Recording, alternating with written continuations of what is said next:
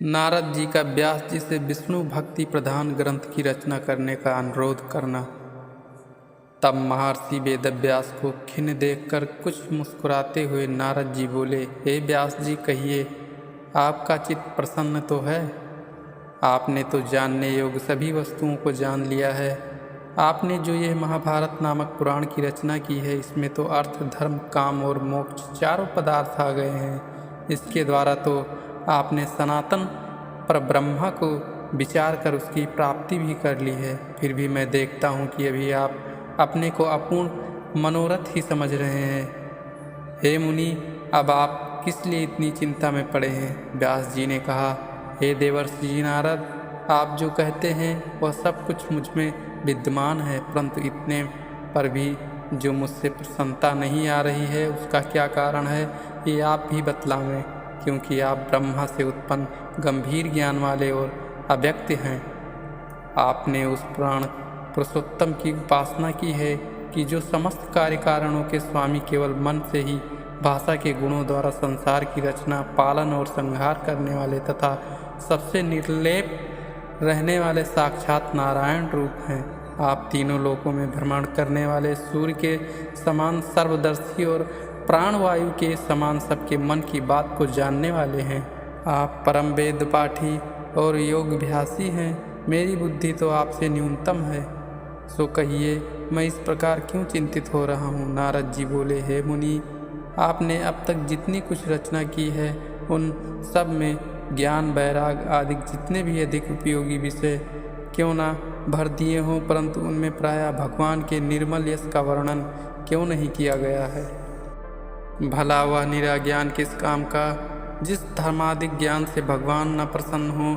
मैं ऐसे ज्ञान को तुच्छ समझता हूँ। हे व्यास जी, आपने जिस उत्तमता से धार्मिक विषयों का वर्णन किया है, उतनी श्रेष्ठता से नारायण विष्णु जी के प्रभाव का वर्णन नहीं किया है। जिस काव्य में श्री विष्णु जी के चरित्रों का ज्ञान ना हो, वह अपूर्ण है। उसे विद्वान जन काकतीर्थ के नाम से पुकारते हैं। ऐसे रचना ब्रह्मपद प्राप्ति योगी उत्तम दृष्टि से नहीं देखते, किंतु उन्हीं शब्द काव्य से मनुष्यों का पाप दूर हो सकता है, जिसमें अशुद्धियाँ रहने पर भी उसके प्रत्येक पदों श्लोकों में विष्णु जी का यशोगान रहता है। ऐसे काव्य पद को साधु लोग गाते हैं, कहते हैं और श्रवण करते हैं, चाहे कोई परम ज्ञान संबंधी ही गान पद या कोई श्लोक क्यों न हो, परंतु विष्णु भक्ति रहित होने पर वह शोभा को नहीं प्राप्त कर सकता। भला वह साकाम कर्म किस काम का है जो ईश्वर को अर्पण न कर दिया गया हो? अतएव हे योगनिष्ठ व्यास जी, आप अपनी अपूर्व योग शक्तियों को लगाकर किसी एक ऐसे ग्रंथ का प्रणयन कीजिए जिसमें विष्णु जी के चरित्र का पूर्णतः समावेश हो, क्योंकि अब कलयुग का महाकठिन समय आ रहा है, जिसमें भेद युक्त दृष्टि वाले मनुष्यों की बुद्धि वायु से तड़ित उस नौका के समान हो जाएगी, जिस अवस्था में तनिक भी असावधानी उनके जीवन का अंत कर देगी। सो आप प्रवृत्ति मार्ग में स्नेह करने वाले पुरुषों के लिए धर्म संबंधी किसी एक ऐसे उत्तम और सर्वदुर्लभ ग्रंथ की रचना कीजिए, जिसमें सब धर्मों और सब कर्मों के सम्मिश्रण के साथ साथ उन्हें निर्मित मार्ग का उपदेश प्राप्त हो सके, क्योंकि मनुष्य जीवन के लिए निवृत्त मार्ग ही परम आवश्यक है। फिर सब प्रकार के चतुर मानव जाति के लिए उस अनंत प्रभाव वाले विष्णु जी के आनंद रूप को जानना परम आवश्यक है। अतः जो सर्वगुण संपन्न और निर्गुण तथा सगुण रूप हैं, ऐसे विष्णु जी के चरित्र को आप अवश्य कहिए। यद्यप अपना धर्म सबसे बढ़कर है, तथापि उसे त्याग करके भी जो विष्णु के चरणों का भजन करता है, चाहे वो किस जात का क्यों ना हो, ना उत्पन्न हुआ हो, परंतु वह अपात्र होने पर भी सर्वथा कल्याण का भागी होता है। परंतु अभक्त एवं नास्तिक की तो बात ही न्यारी है, उन्हें कुछ नहीं मिलता। किंतु विद्वान के लिए ये उचित है कि वह परमानंद स्वरूप में ही लीनता प्राप्त कर ले, क्योंकि विषय सुख तो अत्यंत ही तुच्छ और काल द्वारा प्रेरित आते जाते रहते हैं। फिर इनके लिए यत्न करना व्यर्थ है। परंतु प्रवृत्ति मार्ग में रहकर भी जो जन विष्णु जी की भक्ति में तत्पर रहते हैं, वह जन्म मरण के बंधन से छूट जाते हैं, क्योंकि जिसे एक बार भी भगवत प्रसाद का रसास्वादन हो जाता है, वह उनके चरित्र बिंदों में इतना लुब्ध हो जाता है कि फिर वो उसे छोड़ना नहीं चाहता। फिर यही होना भी चाहिए, क्योंकि यह सारा संसार विष्णु जी में ही सहित है, परंतु वह संसार से पृथक रहकर इसका पालन, संहार और पुनः इसे उत्पन्न करते रहते हैं। यद्यपि यह सभी सिद्धांत की बातें आप भली भांति जानते हैं और आपसे कुछ छिपा नहीं हुआ है, तथा मैं आपको इसकी सूचना देने की निमित्त कर भी देता हूँ। हे व्यास जी, आप यह जाने कि मेरी उत्पत्ति संसार का कल्याण करने के लिए हुई है। आप अपने को परमात्मा का अंश जाने, अतः आप विष्णु जी के चरित्र का अवश्य गान करें। मनुष्य की सारी तपस्या, शास्त्र ज्ञान, तप, यज्ञ, उनकी उत्तम रचना और उसके नित्य दान का यही अर्थ है कि वह विष्णु जी के परम पावन चरित्रों का यशोगान करे। देखिए, इसके पूर्व काल में जो मेरा जन्म हुआ था, उसमें वेदवादियों की एक दासी के गर्भ से उत्पत्ति हुई थी और मैं वर्षा में निवास करने वाले योगियों की सेवा करने के लिए नियुक्त किया गया था। तब मेरा कुछ ऐसा स्वभाव ही था कि मैं बाल्यावस्था में अपनी इंद्रियों को बस में करके खेल कूद और चंचलता को त्याग मितभाषी स्वभाव से रहता था, जिससे वह सभी मुनिजन मुझ पर कृपा रखते थे। मैं उनका परम आज्ञापालक और उनके झूठे भोजन, बचे हुए अन्न से एक समय पेट भरकर जीवन यापन करता हुआ उनकी सेवा, टहल और आज्ञा पालन में तत्पर रहता था, जिससे मेरा चित्त शुद्ध हो गया और पाप रहित हो भगवत जन में लगा। वह पवित्र मुनिजन वहाँ नित्य ही कृष्ण चरित्र का गान करते थे, जिनकी दया से उसे सुन सुनकर मैं अधिकाधिक श्री विष्णु जी में प्रेम करने लग गया। जब इस प्रकार विष्णु जी में मेरा प्रेम लग गया, तब मेरी बुद्धि उनमें ऐसी दृढ़ हो गई कि मैं अपने स्थूल शरीर को भूलकर दिन रात परमात्मा में ही विचरण करने लगा। तब इस प्रकार जो मैंने वर्षा और शरद ऋतु भर मुनियों के मुखारबिंद से भगवान का यशोगान श्रवण किया, तो उसके सुनने से मेरे रजोगुण और तमोगुण का सर्वथा ही नाश हो गया और मुझ में भक्ति उत्पन्न हो गई। तब मुझे भगवान में लीन रहते देखकर मुनियों ने अपने परम गुप्त ज्ञान को भी मुझे बतला दिया। फिर वह संत जन तीर्थ यात्रा को चले गए। तब से मैंने भगवान वासुदेव के उस प्रभाव को अच्छी तरह जान लिया है, जिसके जानने से मनुष्य विष्णु लोक के भागी होते हैं। हे व्यास जी, मनुष्य के लिए कर्म सबसे प्रधान वस्तु है। कर्म के द्वारा तीनों पाप नष्ट किए जा सकते हैं। शुभ कर्म करके उसे भगवान को अर्पण कर देने से पापों का नाश हो जाता है। जिन पदार्थों के सेवन से रोग उत्पन्न होता है, यदि उन्हीं पदार्थ को खाकर रोग दूर करना चाहें तो वह रोग कैसे दूर होगा? किंतु दूसरे पदार्थों के मिलने से वही पदार्थ औषधि होकर रोग को दूर कर देता है। जैसे घी खाने से उत्पन्न हुआ रोग केवल घी से अच्छा नहीं होता, किंतु उसी में औषधि मिलाकर सेवन करने से वह रोग को हरण करने वाला हो जाता है। ऐसे ही मनुष्यों के कर्म ही उनके लिए आवागमन के कारण होते हैं, और यदि उन्हीं को भगवान के लिए अर्पण कर दिया जाता है तो वह आवागमन की निवृत्ति के लिए समर्थ होते हैं। हे ब्राह्मण, जब मैंने इस प्रकार से भगवत आराधना किया, तब भगवान ने प्रसन्न होकर अपना प्रेम रूपी प्रसाद मुझको दे दिया। सो व्यास जी, आप भी उन्हीं विष्णु जी के चरित्र का यशोगान करें, जिसे जानकर विद्वानों की इच्छा समाप्त हो जाती है और जिसके द्वारा कलेशों से बारंबार दुखी होने वाले मनुष्य का दुख नष्ट हो जाता है।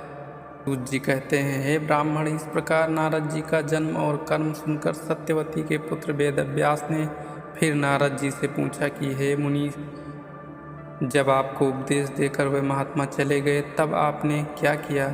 क्योंकि तब तक तो आपकी बाल्यावस्था ही थी। फिर आपने उसके पश्चात की अवस्थाओं को कैसे व्यतीत किया और समय आने पर आपने अपना वह शरीर कैसे त्याग किया?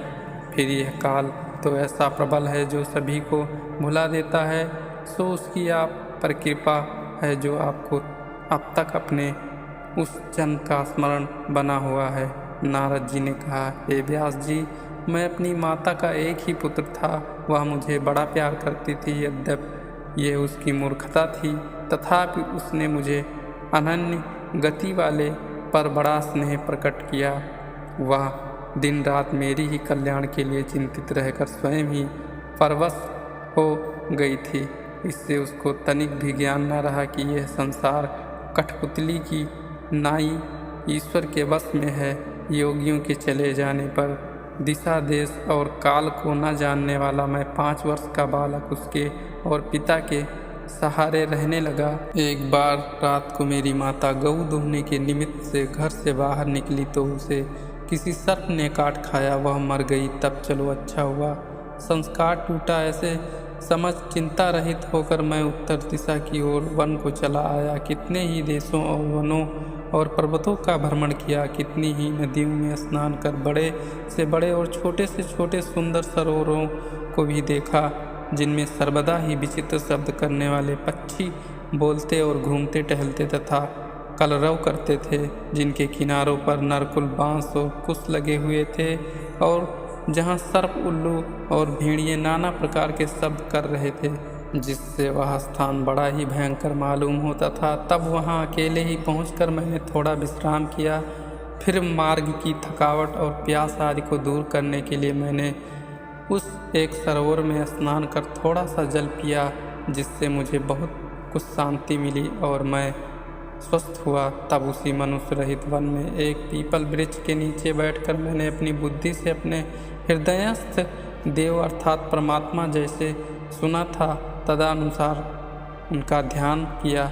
ध्यान करते करते मेरे हृदय में विष्णु जी का प्रकाश हुआ और मेरे नेत्रों में अविरल अश्रुधारा बहने लगी और मैं परमानंद सुख को प्राप्त हो गया।